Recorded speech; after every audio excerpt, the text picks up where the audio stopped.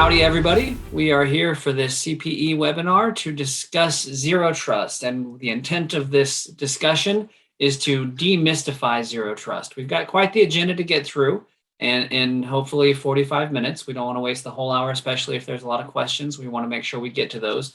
And feel free to ask questions at any time throughout the presentation. We want to make sure that that attendees get the most value possible out of this. And so the first thing up on the agenda is why? Why are we talking about zero trust? Why is it relevant and important to the SLED market?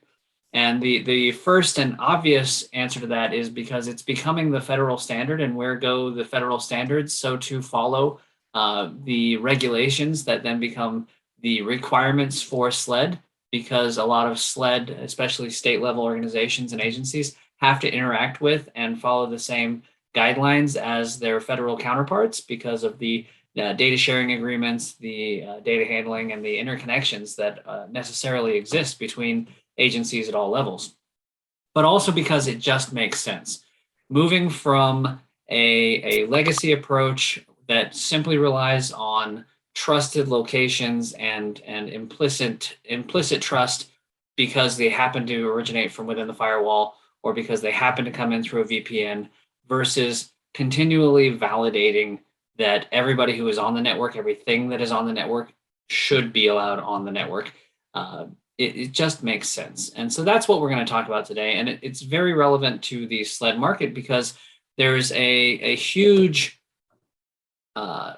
volume of legacy systems of otherwise hard to control, hard to monitor, hard to secure systems across government at all levels.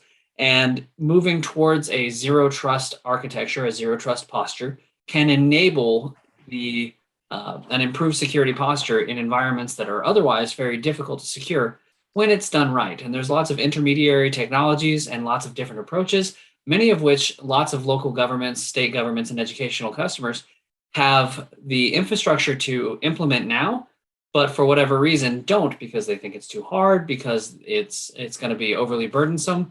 Whereas what we're hoping to get to today is a mutual understanding that it is achievable, but the first thing you have to do is start. And so what you're going to get out of today, what you can expect to walk away from this session with, hopefully, are some clearer understandings and some actionable takeaways that you can use to start improving security in your environment, to start moving towards the principles of zero trust in your environment, oftentimes with what you have in place, but also you may have to add some tooling, but hopefully some of the concepts we covered today will help you build the business case to get what you are missing, if you are missing something needed to make that move. And to help me get that message across, and somebody who understands the practice of implementation far better than I do, I've got with me today Adam, who started his career out in law enforcement. And just like I stopped riding motorcycles, he stopped being a police officer and moved into IT when he had kids. And over the following 27 years since that departure from law enforcement, he's had a storied career across the enterprise, covering everything from telephony and networking through security, hyperconverged infrastructure and architectures, and working across some very large organizations. He's got some notable engagements that he lists for me to cover, including transforming an entire state security infrastructure, which I assume is in support of the migration due to the pandemic, in under 30 days. Right at 30 days, got it out there, got everybody working remotely, got them in the environment secured and continued operational. He has worked with a number of international service providers and internet architecture designs on internet architecture design and implementation. He has designed and implemented security architectures for U.S. government portals, has implemented cloud-based security solutions for a number of different clients and use cases, developed vertical-based solutions for top technology vendors, so those folks who are selling the technologies that we all use, and also has provided insight, InfoSec policies, and foundational program components for a number of large companies you've definitely heard of, but his NDA won't let us name. Adam, great to have you, man. Great to be here. I guess I owe you some bourbon for that intro. I appreciate that. Checks in the mail, right? That's right. That's right. So on our agenda, we're going to cover a couple things, but the very first one is misconceptions. There are a ton of misconceptions out there in the universe around zero trust, and we're going to talk about zero trust as a buzzword in just a minute. But what are some of the chief misconceptions that you run into when having the zero trust discussion for the first time with someone? It's unachievable. It's too expensive, too hard. I don't have the resources to do it. I don't know where to begin. There's just so many aspects of self-denial, or destruction of trying to even move forward because there's so many operational things going on, whether it's, implementing some new technology or something like that. But a lot of folks just say it's too expensive. It's unachievable. They have zero trust components today, and they're just enough. So there's a lot of different flavors of examples of why it won't work for them, or something I run into a lot, and it's hard not to dive right into the buzzwords, but I want to hold off on the buzzwords. It is a lack of a shared understanding of what zero trust means, right? And as the marketeers and marketecture have gotten hold of the term, it has taken on a life of its own in the marketing world beyond what the original author, who was John Kindervag, who was a Forrester analyst at the time, had intended it to be. I recently had an opportunity to sit through an hour-long session with John on the topic, and he really breaks it down to where it's nice and simple. But shared understanding is a huge challenge. So, what is the first core mutual understanding we need to establish to have a real useful zero trust conversation? The basic premise, right? So there's a couple tenets of that. So first off, you're decoupling the network with the end user, and we're wrapping things strictly around identity, a control point, and in the backend application. You're going on the premise of denial and accept by permission, right? So you're doing a limited exception for specific destinations or applications through a policy engine, but you're implicitly denying all, as opposed to the traditional approach where you're doing that layer 3 coupled approach, where if you're putting somebody on a DMZ, a VLAN, they're implicitly allowed and permitted. Absolutely. So, I have run into also people who think zero trust can be done with firewalls, or security can be done with firewalls. I don't need zero trust because I have a firewall. What's wrong with that assumption? Firewalls are historically dependent upon, again, the layer 3 boundary of things, and entrusting a source network or source host to a destination. What they're missing there is a couple of fundamental tenets that kind of compile the zero trust, which is the identity piece. Now, certainly you can do some identity through traditional firewalls, but the idea is to have a zero blast radius, zero footprint for starters, meaning something shouldn't be visible to the rest of the world, right? As in essence, being a target. Secondly, if you're limited based upon firewalls themselves, it's not just a firewall that's going to be on top of that. There's not one solution where I can buy a next generation firewall and solve all my problems and call myself zero trust. It just doesn't work. A firewall is a specific function from a network perspective, whether you're protecting east-west traffic or doing some type of isolation that way. But when you're talking about zero trust in general, it's truly the identity pairing with an application through a policy engine. And those encompass a lot of other things other than a firewall. Is that what we were asking for? Yeah, I think so. And I think right now, I shared with you some slides that I presented at a conference last year. And I think I'm going to go ahead and share a couple of those right now because I think they summarize things. And since this is being recorded, anybody who comes back to the recording can just come back and reference these real quick. So I'm going to start with something funny because that's the slide that the deck is already on. And you went way over there. And that is, the fundamental problem of these words do not mean what you think they mean. Is my screen coming through, by the way? It is. Good. And so I think this slide kind of covers what you were just talking about. The old model has implied trust. Firewalls have implied trust, even if you only whitelist things that can come through.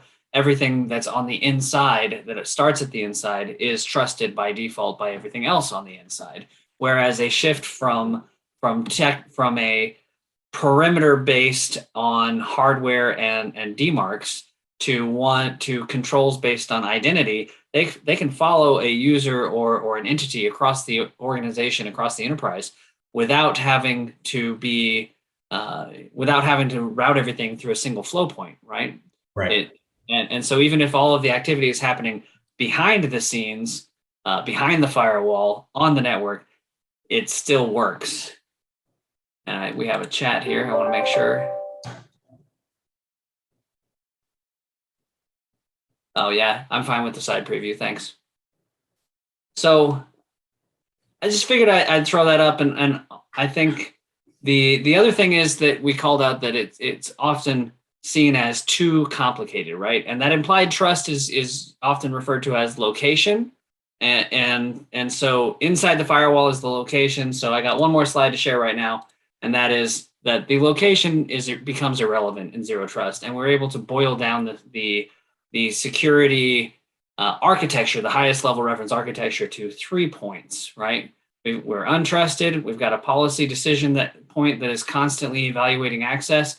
And then we have an implicit, not an implied, but an implicit trust based on the authorization provided by that policy enforcement point. And so for those people who think that it's too complicated, it can be distilled very succinctly at the highest level reference architecture. What do you think about the picture here? It's not really enough detail to really get going where we want to be, though, is it? No, I mean, that's really, though, if you take zero trust, I mean, that's the fundamental in the most layman's terms that you can get, right? I mean, you have that policy enforcement point and decision point, and then you have the asset, and then you have the user accessing it, or whatever endpoint is accessing that. And I think that is certainly a good high level primer on really what zero trust is. So what's the most harmful buzzword you've run into, or the most harmful buzzword definition you've run into of zero trust? I want to boil down the buzzwords now. Harmful. It's like it gives people the wrong opinion.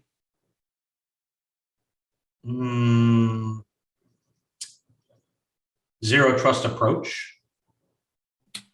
Go on.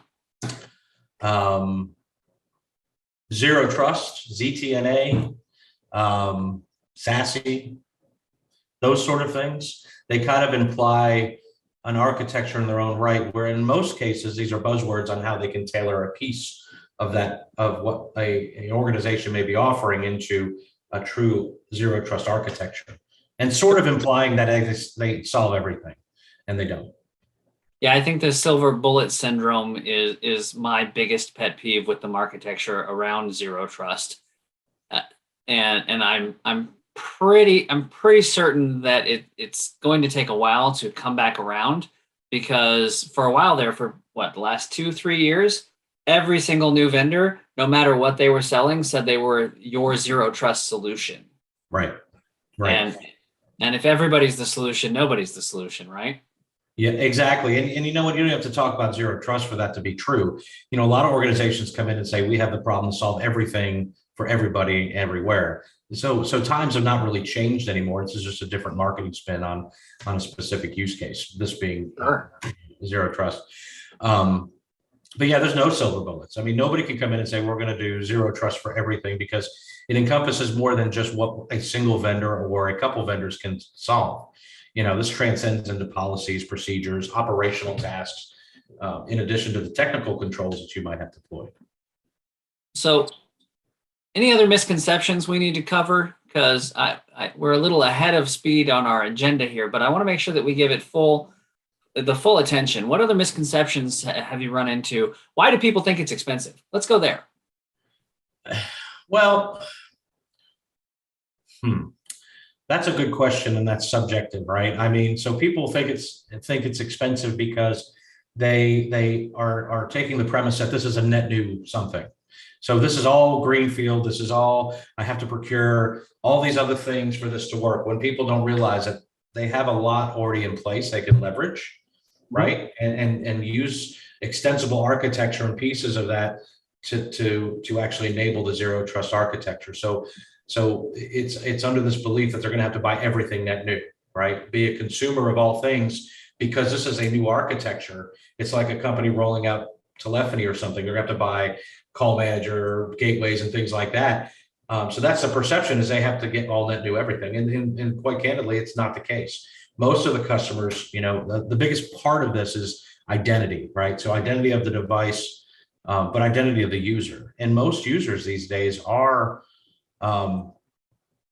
onto the current standards of a support model. They're doing MFA. They're using some either cloud-based or SAML-based authentication.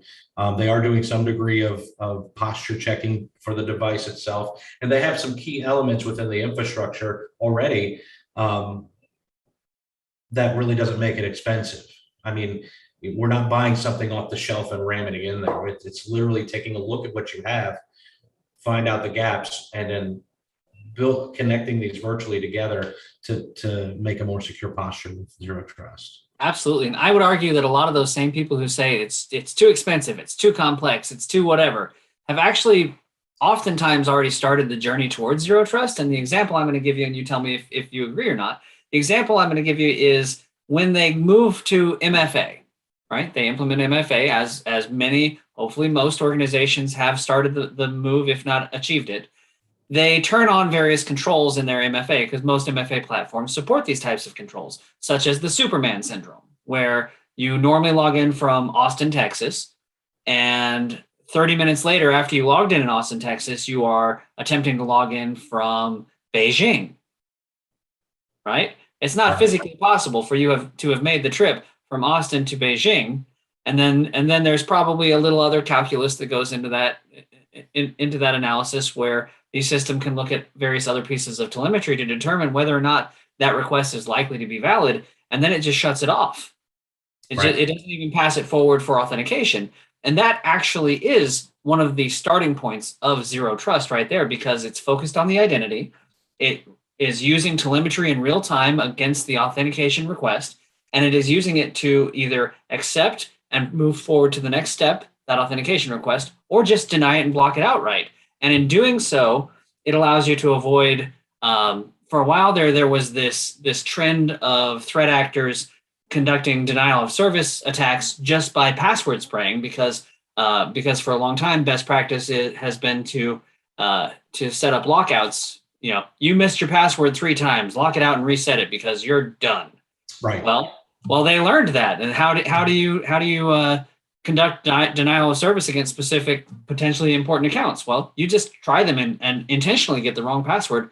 And in the previous model, right, and the threat actors always evolve against the model. In the previous model, that user or that entity is now locked out of interaction until, for whatever the duration is for the reset cycle. And then there's no prevention against them just doing it again. Right. And so these adaptive MFA technologies, which in my opinion are the starting point for most organizations moving towards zero trust, become critical, because you are now no longer reliant on just that one control of lockout. You can block it and not count it towards the hit, right? Exactly. Yeah. There's a lot of that UBA type of technology that's being morphed into the identity providers these days, specifically to address stuff like you're talking about, right? And just for anybody on the call who's not savvy to acronyms, UEBA is User and Entity Behavioral Analytics. It's really easy for us to jargon people. Yeah, so it's the Superman effect he was describing. So unless I have an S on my chest and a cape, I'm not getting to Beijing in 30 minutes and trying to log in there or access things there. So it's truly, technologies that a lot of folks, this kind of goes back in the mantra of it's too expensive. A lot of folks would buy UEBA technologies to solve ML and AI ML and AI approaches to security, but they were too expensive, or it's just another cog in the big thing that they did because they had budget dollars, and they never deployed it because it was too complex to do it. Where, again, going into the framework, a lot of people have already are going into the cloud providers, the identity providers, Octoping, Centrify, Microsoft, that sort of stuff. They already have a lot of these technologies. Let me rephrase that. They have the ML AI technologies integrated with the identity platform that accomplished something that you or an entity would have bought years ago, right? And it's kind of part of that solution. So I always say zero trust, its identity is probably the biggest piece of this aspect of it, because there's so many pieces. Absolutely. And John Kindervag would agree with you, by the way, that it is identity centric, and you got to focus on that specific thing. Identity and assets, those are the only two things that actually matter.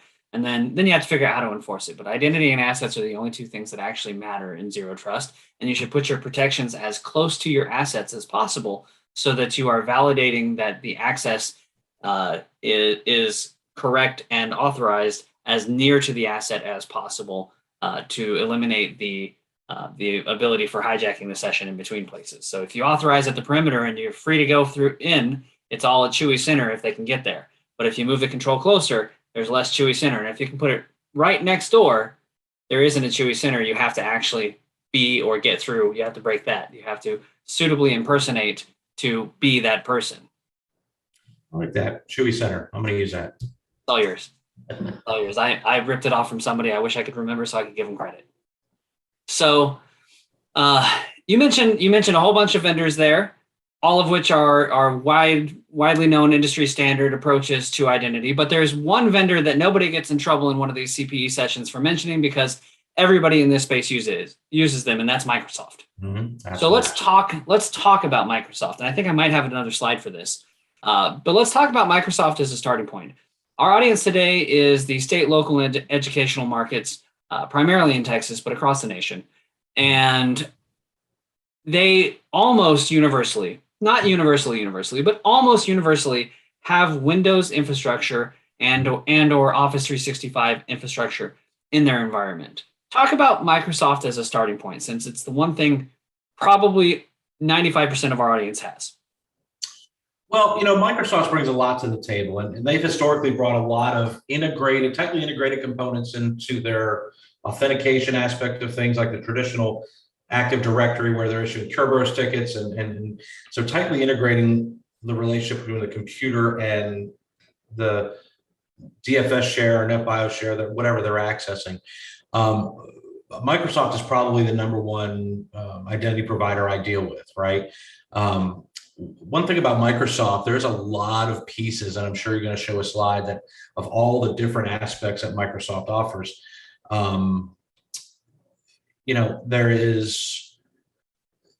have the ability to do monitoring. How's that? That's better. Yeah. So very busy slide. So when we talk about Microsoft in general, there's a lot of pieces in the wheel, or a lot of cogs in the wheel, as it relates to Microsoft's zero trust approach to things. And it's all integrated in all the other aspects of what Microsoft offers, like the Azure Active Directory, the MFA piece of this, Intune for management of the devices and posture of them and applying security policies, disk threats and things like that. And also the ability to capture logs and provide some SIM data and telemetry based upon users' access through Sentinel and their other logging mechanisms there. And they have some reverse proxy kind of things where they're presenting applications and are doing kind of a reverse proxy sort of approach to things. So that is their model. There is a lot involved with all of the pieces of Microsoft. A lot of people have adopted. I personally haven't seen anybody adopt 100% of this display that you see here. There is some complexity into it, even though it's one vendor. Well, in Texas, we have a saying that one size fits one. And so each deployment is often bespoke to the organization deploying it, because the profile of the organization is very different. But something I just realized, and this is my slide, and I've had it for more than a year, something I just realized is that top level architecture with the three pieces is right here. This is the left-hand side. This is the access conditional, the policy enforcement point. And these are all the assets with implicit access after authorization. And so no matter how complex it gets, it can still be distilled down. And I actually didn't realize that until just now, that this slide is the same as the top, just with more detail. Correct. Yes. But so it is very complicated, though. So I do have two other slides that I wanted to highlight that you and I covered, I think, yesterday.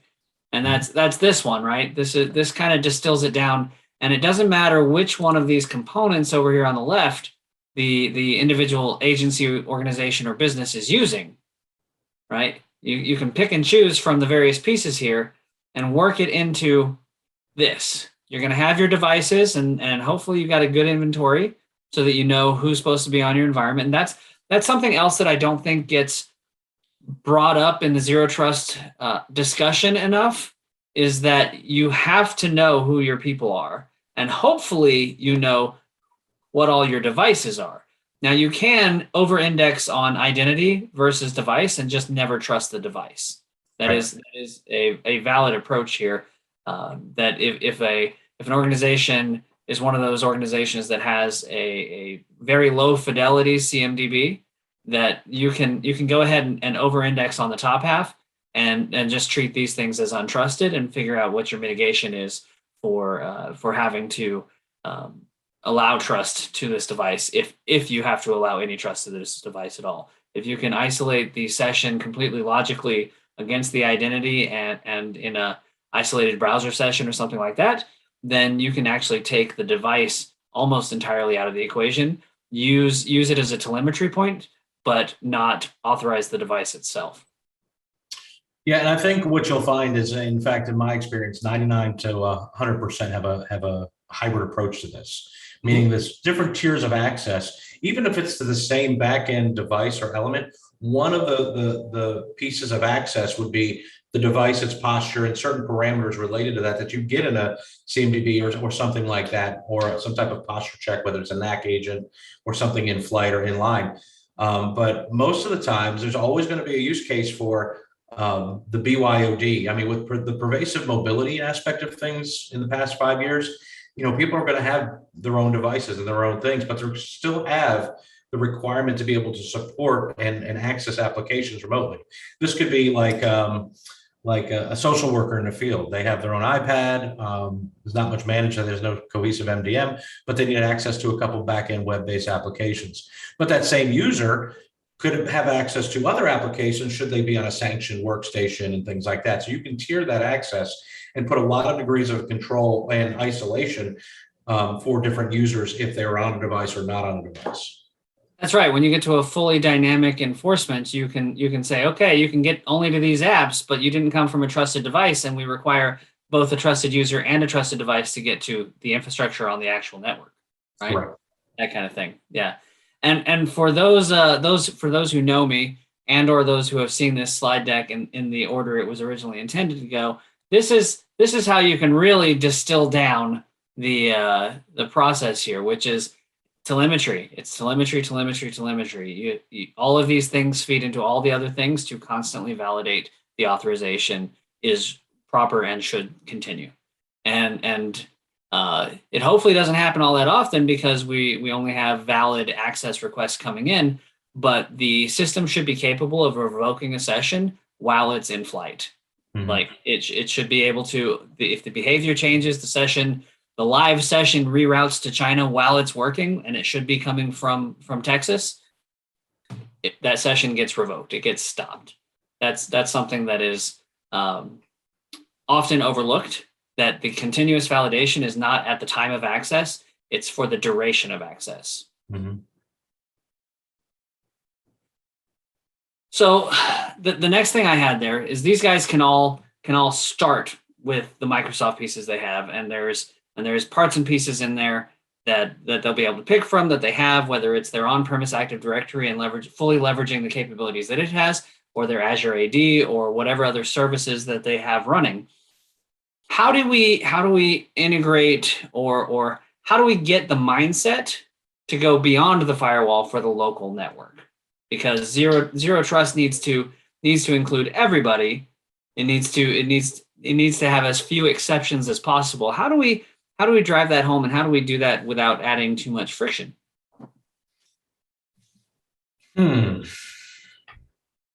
So looking beyond the firewalls and the existing elements and really how to foster adoption, is that kind of where we're going with that question? Or it's a lot of folks are dealing with leadership and organizations in the SLED space that are still very local network centric, very we're coming back to the office again someday, which may or may not happen. But in the meantime, uh, even if they do come back to the office, the modern approach to combat the evolving threats is going to go beyond hardware and incorporate identity. How do we help them enable that mindset shift? So, well, I mean, any one of these discussions is going to have to be collaborative, and you're going to have the existing stakeholders at each one, right? So, John said NAC isn't an easy panacea, and I said no, it's not. No, NAC is not easy. NAC is a 4-letter word historically. So my approach when I'm talking to customers, I want to take what they have and get to where they ultimately want to be, like zero trust. I mean, we're going to have some discussions, obviously, with the different technology owners. But before that, is really understand how applications are accessed today and what applications are out there for the end users and what they're using. I think COVID did one thing, is make people realize on how archaic or legacy infrastructure just doesn't work. And people deal with that even still to this day, whether it's resources on one given element, whether it's a VPN concentrator, firewall, or whatever, or the fact that maybe their Active Directory doesn't scale like they need to, or they don't have access to Active Directory, and they're forcing themselves into going to some, Azure AD or something like that. So, it's really educating what zero trust is for the different constituents. I mean, SLED, let's be honest. I mean, it's political, it's siloed. It's hard to get all these people in the same room. So where can you drive this from? I mean, you can drive this from one of a couple ways, right? The executive level down, C-level down, CISO down, introduce pieces of NIST and some of the regulations that are out there. There's always that human factor, and everybody's always operating in a silo.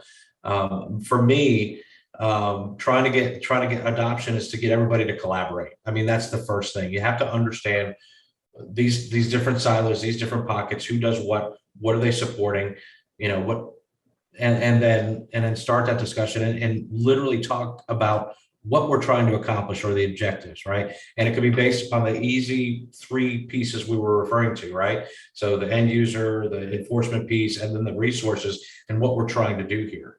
Well, you just circled back to that age-old security discussion of focusing on the business and the mission of the organization, right? That's what I heard. But I want to circle back to something you said before we get too far away from it. Is you mentioned an understanding of the applications, right? Correct. So we've been very focused on identity on the left-hand side of the chart, but you moved us to the right-hand side of the chart with that statement. And let's talk about that. Understanding your applications. To what level of granularity does an organization have to understand their applications to both be effective at security, but to facilitate a move towards a zero trust architecture? Well, obviously, you need to understand how the application functions, right? I mean, it all kind of starts off with the zoning aspect of things. If I'm in that silo of application, I need to understand what that talks to and what that interacts with. Because quite candidly, within like a state agency, DOT and DHS all have different types of applications, which are very comparable across the United States, but they all do different things. Healthcare, especially, if you're processing claims, for example, for Medicare, Medicaid for the state, you have all these feelers out of that application that either that back-end resource needs access to, or the front-end application needs to do a data dip to it. So you have to really understand the application flows for certainly. That's really the important thing when you're talking about the applications themselves. And So, go ahead. Go ahead, finish, and I'll ask. No, I was going to say it's to understand what type of application is. Is it web-based? Is it client server? Is it, what is it? That fits nicely into what I was going to say, so I'm glad to let you finish. In the firewall-centric world, the implied trust world, it's built on demarcation points, right? Correct. Is there an analogous place where if I don't understand my applications fully, I can set a demarcation and start there and move towards zero trust without maybe being, leaving a little bit of squishy center. Is that doable? Well, I think it's all doable and it's dependent upon your environment, right? So nobody said, and quite honestly, the example you mentioned about the 30-day statewide migration, that was incremental. It was just consolidated within 30 days. Zero trust is not a flip of the switch. It's never just going to be, okay, we're here now. There's so many aspects involved from a technology perspective, but certainly from an operational perspective on how it's going to look, because a lot of folks have their own playbooks on how they support an application, a network, or whatever. That's going to subtly change to understand the flows and how things work. But to your answer is, yeah, there should be a squishy center because it's an incremental approach to where you're trying to go. And any step in that direction is always a positive step, right? And then you tune that down later, unless you disagree with that. No, I don't disagree with that. I was thinking that flows on nicely, that we must have written this agenda in the right order, because it's allowing for the fact that there may be a squishy center periodic, as we incrementally get better. I think if we use a focus on protection of assets as the guiding North Star to continually closing and shrinking the squishy center between controls and assets, because that was the next bullet on our agenda, was focus protection of assets. And we didn't write a whole sentence there. That's what we said. Right. But focusing on the protection on the assets. And so separate from an application, what assets include things like the data in the database, the collateral in a data store, PCI card data holds, right? Secure enclaves, various other things. So differentiate applications from assets for me. So the application is an enabler to access those assets, right? So it's like doing an ODBC call over an Access database versus a web front end going through some middleware doing a green screen scrape on a mainframe. They're clearly different. And, you're talking about data at rest and data in flight. So the applications themselves, by my definition, is an enabler to have access and visibility into the data set which you're entitled to. So whether that's sitting on a SAN somewhere, whether it's in some type of encrypted format somewhere else, and then the application would be kind of the enabler for that transport presentation to the client itself. Is that what you're asking? I think so. Okay. Well, then just let me know. Yeah, no, I think so. And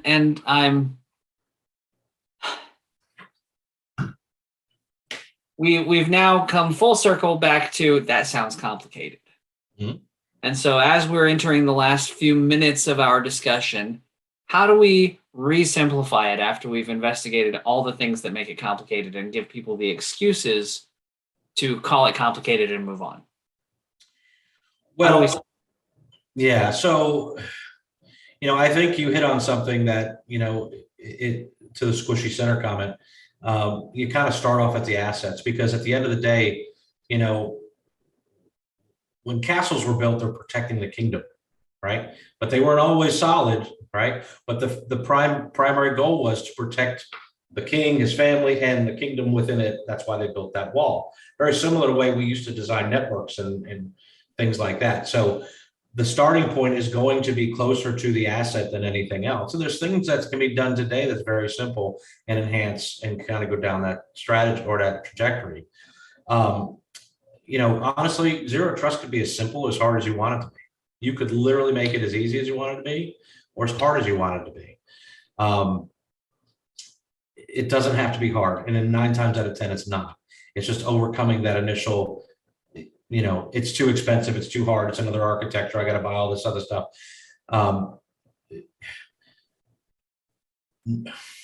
you think the difficulty is still perception versus doing? I believe so.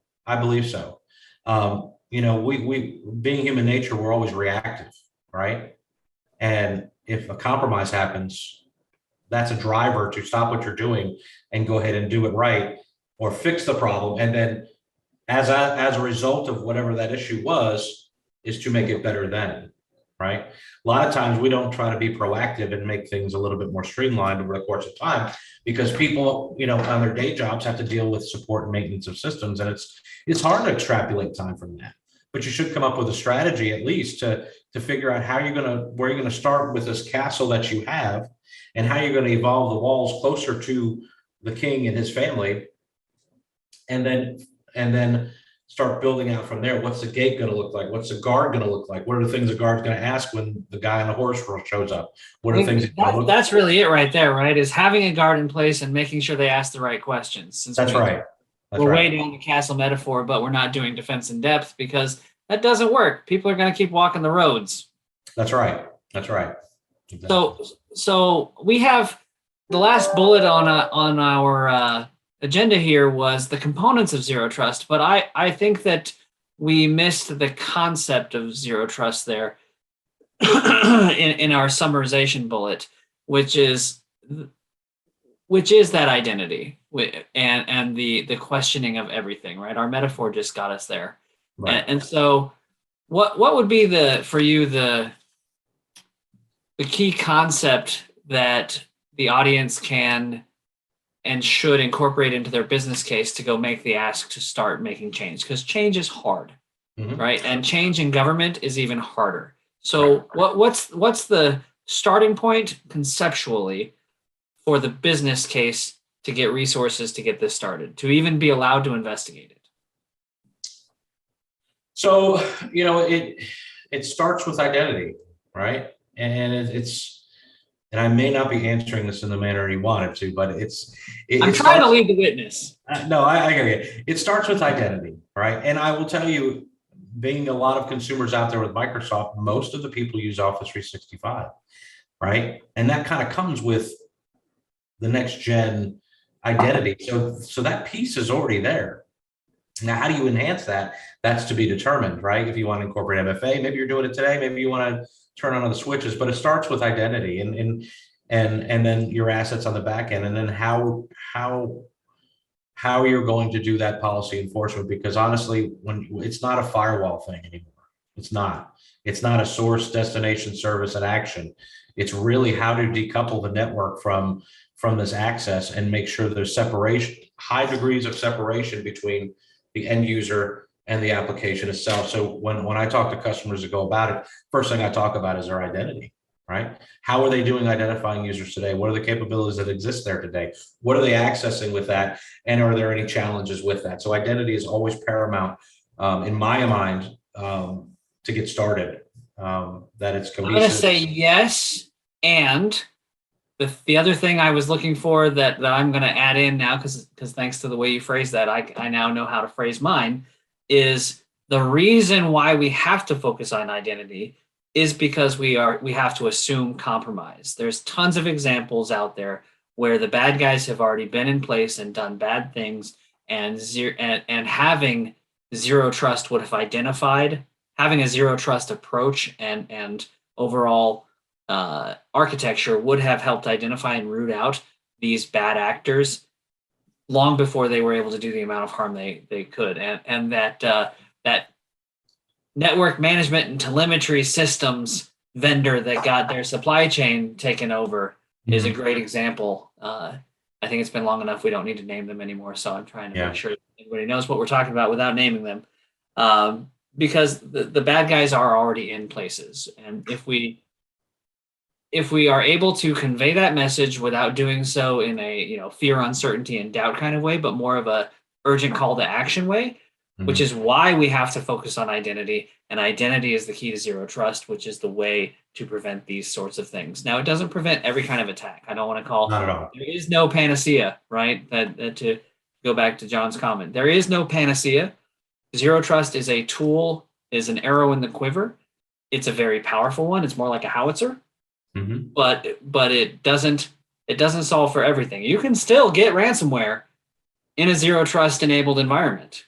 Certainly. But you've reduced the likelihood of such drastically. Correct. So the components of zero trust, I think we actually kind of have already covered those, right? You need identity. You need a policy enforcement mechanism or engine or point. It's called, depending on whose model you're using, it's called any of those three things. Mhm. And then you need to have an understanding of your assets. And so the next place that I would say for me, you make the business case to investigate improving identity, Mhm. while at the same time, because of needing to understand the environment to protect the environment, focus on understanding assets. And that's the two-prong approach to getting there, because the enforcement engine is probably already in your environment. Correct. And so I think we are coming up on time. Do you want to share a war story, like the most interesting use case of protection without naming any names, or do you want to just provide some closing thoughts on zero trust and how they can get started? Yeah, so I'll do a little bit of both real quick. So I always tell my customers it's as easy as hard as you want it to be.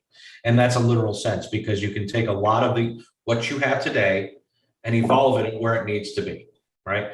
Getting a good partner to help you with that vision and leverage extensible deployments that you have of architecture, application controls, identity. It's as hard or as easy you want it to be. From a war story or a horror story or there's always going to be bumps in the road, right? If any of you are from like state agencies, everybody does their own thing. There's silos of operating units within each agency, within each state, right? One of the examples that was mentioned earlier was converting an entire state in 30 days to zero trust. There was a lot of landmines that were there over the years. These are landmines that are either poor design or teams or staff that have since retired, left, moved on to other things that nobody knew about. So you're going to come into situations where you're going to have bumps in the road. It's just driving down the road. You slow down, go over the bump, and keep going. That's really what's important. You can't just stop and when you're going down in not even zero trust, but anything you do, if you come into a bump in the road, you got to keep going. You can't just stop and stall and just wait. It's not going to fix itself. And it's probably something that is misconfigured or something that's going to cause you irredeemable harm later on. So it's good as you go through it to move through it. The zero trust side of the house, I've seen good and bad. The bad side is a poor identity environment. All these different domains, different forests, not federated, a bunch of different SAML providers. It's a challenging place to be. If you have a cohesive identity, or at least a good, moderately deployed identity provider, again, that's a big part of the battle. It's really what you want to turn on that identity provider. We talk about AI and ML technologies, a Superman concept. You probably already have those today. Plus, you have a lot of enforcement points along the way. And if not, there are pieces, and they're not big pieces, that can be inserted in that process to make sure you have zero trust. So, the biggest thing is overcoming the fear of getting started, and then overcoming the fear of running into a problem, because there's always going to be that lingering configuration John did 15 years ago that nobody documented, everybody forgot about, but everything just ran until you pull apart. So Yep. Yeah, no, that one's real. That's very real. So my closing thoughts here, guys, are very much aligned with Adam's, and you can do this. Start anywhere and start now. The bad guys don't quit when they hit one of those bumps in the road. They just slow down and keep driving until they get over it. And they don't quit when they hit a snag, and we can't either. And so I ripped this off from a vendor and I debranded it, so hopefully they don't come after me.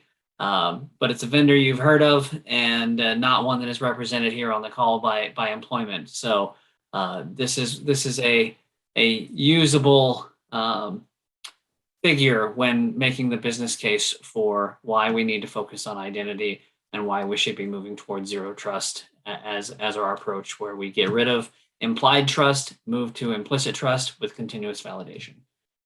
If anybody has any questions, now is the time, because we're almost out of time. Adam, thanks so much. Thank you for having me. And if anybody's interested, Adam and I are doing a more off the cuff, less agenda driven version of this coming up soon. Should be a lot of fun.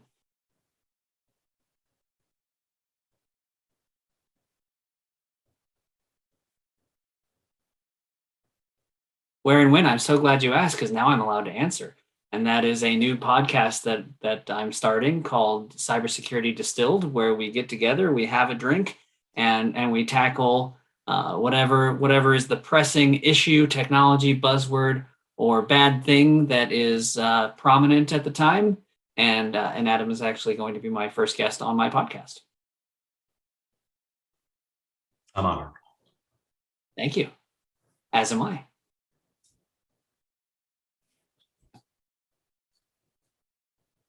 All right. Hearing will do, John. We'll send out the link when it's available, and it'll be on LinkedIn and probably a whole bunch of different distribution channels to get the word out, because hopefully it turns into something very useful. It's not a CPE session, but it should explore a lot of issues in a lot of fun ways.